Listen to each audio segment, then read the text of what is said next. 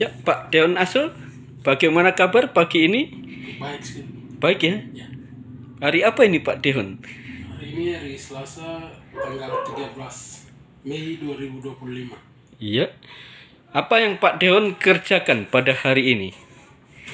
Yang saya kerjakan hari ini membuat narasi atau karangan cerita. Saya buat tentang perjalanan seorang siswa atau Iko yang dari rumah datang ke sekolah, tetapi pas dalam perjalanan ada seorang ibu yang membawa jualan untuk datang ke pasar. Oleh sebab itu Iko membantu ibu yang dalam perjalanan itu menuju ke pasar.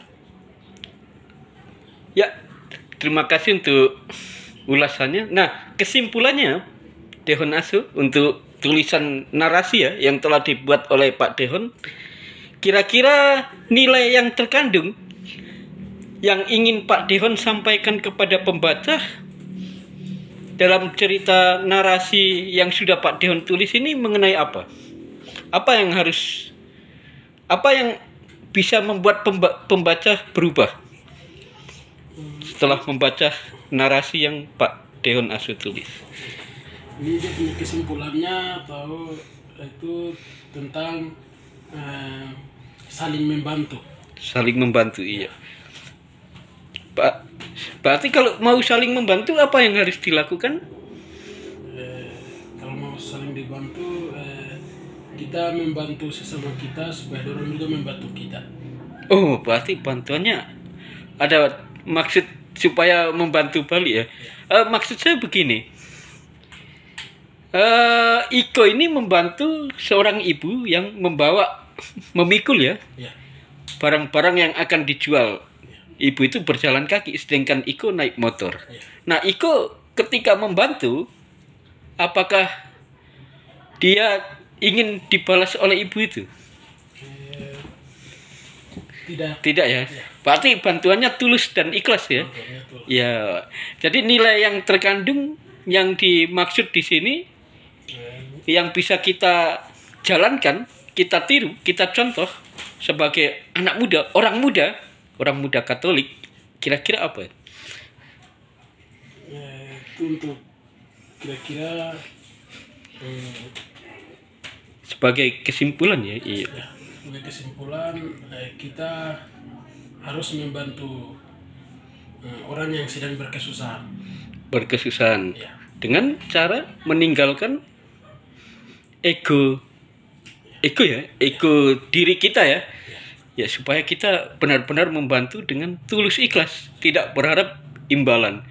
Dan kiranya ini tulisan Pak Deon Aso ini kan, Deon Aso menulis narasi ini untuk mempengaruhi pembacanya, khususnya kalangan orang muda, anak muda, pemuda, anak-anak remaja, orang muda Katolik, OMK ya, untuk selalu mau tahu, bukan acuh tak acuh, bukan kalau ada orang kesusahan kita lari begitu saja, tidak mau membantu. Nah, artinya melalui tulisan Deon Aso, kita sebagai anak muda ditegur ya, untuk melatih diri kita memiliki empati, khususnya kepada orang tua yang kondisinya mungkin